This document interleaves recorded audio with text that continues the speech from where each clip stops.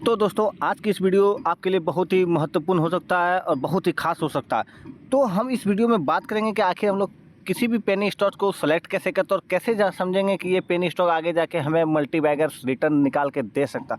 हम जानते हैं आप उन पेनी स्टॉक्स को ढूंढ रहे हैं जिनकी प्राइस भी कम हो और आपको ज़्यादा रिटर्न भी दे सके। तो हमारा जो पर्पस है इस वीडियो को बनाने का वो ये है कि हम आपको ऐसे पेनी स्टॉक्स को सेलेक्ट करने का तरीका सिखाएं जो कि मोस्टली सेफ हो।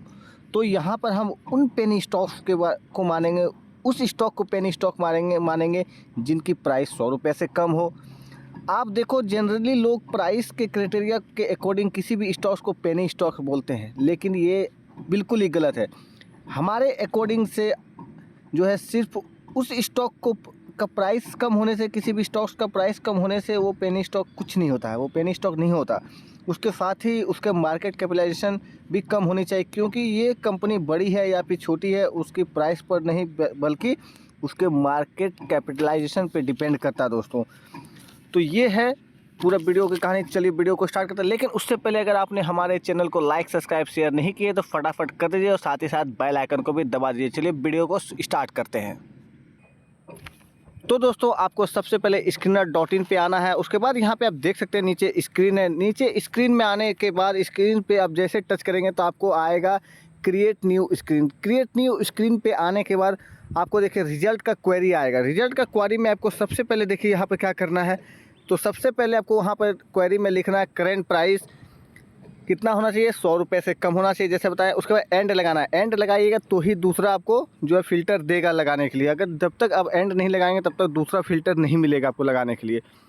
तो दूसरा फ़िल्टर लगाना है कि market capitalisation. Market capitalisation 10-20 crore का किसी भी कंपनी पे नहीं लगाना है, क्योंकि उसमें गैम्बलिंग भी हो सकता है, स्कैल्पिंग भी हो सकता है। तो आपको 500 करोड़ से ऊपर रखना है मेरे अकॉर्डिंग से। आपको जितना अकॉर्डिंग रखना है वो रख सकते हैं। मेरे अकॉर्डिंग से 500 करोड़ का से ऊपर रखना है और उसका मार्केट कैपिटलाइजेशन 5000 करोड़ से नीचे होना चाहिए। तीसरी है। चौथी है डेप्थ ऑन इक्विटी क्या होना चाहिए, 1 रुपये से कम होना चाहिए। रिटर्न ऑन इक्विटी कितना होना चाहिए, 15% से ज़्यादा होना चाहिए। अब रिटर्न ऑन इक्विटी क्या होता है ये आप ये पूछेंगे। तो रिटर्न ऑन इक्विटी, अब ये रिटर्न ऑन इक्विटी क्या होता है तो देखिए, एक कंपनी के पास 2 तरीके से पैसे आ सकते हैं। सबसे पहला अपने बिजनेस को रन करने के लिए पहला डेप्थ कर्ज और दूसरा होता है इक्विटी, यानी अपने शेयर्स को बेच करके।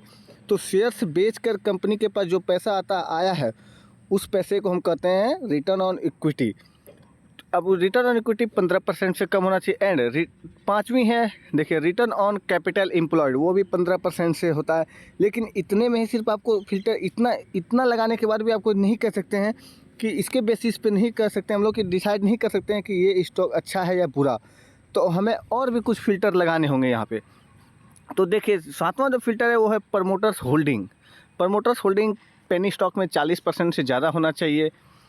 और फिर उसके बाद इतना ही नहीं, और भी फ़िल्टर हमें लगाना है। तो वहाँ पर यहाँ पर आप देख सकते हैं कि प्लेज परसेंटेज भी 5% होना चाहिए। जो प्रमोटर्स का होल्डिंग है उसमें जो प्लेज शेयर्स, गिरवी रखी हुई शेयर्स है, वो 5% से कम होना चाहिए। और उस कंपनी का सेल्स ग्रोथ जो है लास्ट 3 साल में 10% से ज़्यादा होना चाहिए। उसके बाद फिर हमें लगाना कि कंपनी का प्रॉफिट ग्रोथ भी 10% से हमें ज़्यादा चाहिए। इतना लगाने के बाद आपको देखना है कि वॉल्यूम 1 ईयर का एवरेज कितना है, लगभग 2 लाख से ज़्यादा होना चाहिए मेरे अकॉर्डिंग से। कम 1.5 से 2 लाख से ज़्यादा वॉल्यूम क्रिएट होना चाहिए उसमें। उसके इतना लिखने के बाद फिर आपको सर्च मारना है। यहाँ पर जब आप सर्च मारेंगे यहाँ पर रन दिस क्वेरी पे, इतना लिखने के बाद रन दिस क्वेरी पे लिखेंगे तो देखिए आपको यहाँ पर मोस्ट मिले।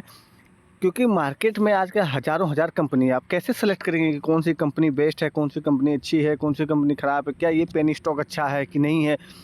तो उसके बाद फिर आपको देखिए यहाँ पर देखिए जब इतना क्वेरी मेरे अकॉर्डिंग से लिखे तो यहाँ पर सिर्फ 7 कंपनी का नाम आया।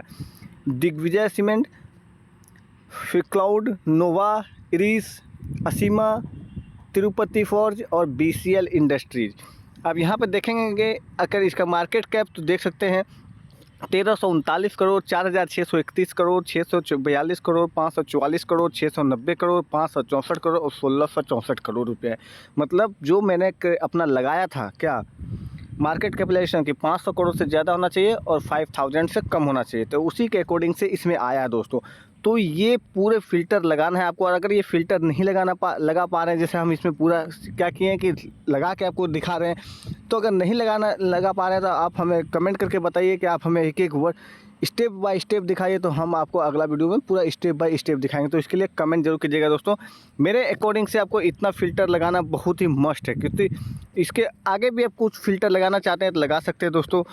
आपके ऊपर डिपेंड करता है कि आप इसका कितना रखना चाहते हैं। तो ये वीडियो अच्छा लगे तो चैनल को लाइक, सब्सक्राइब, शेयर जरूर कीजिएगा। आज के लिए धन्यवाद।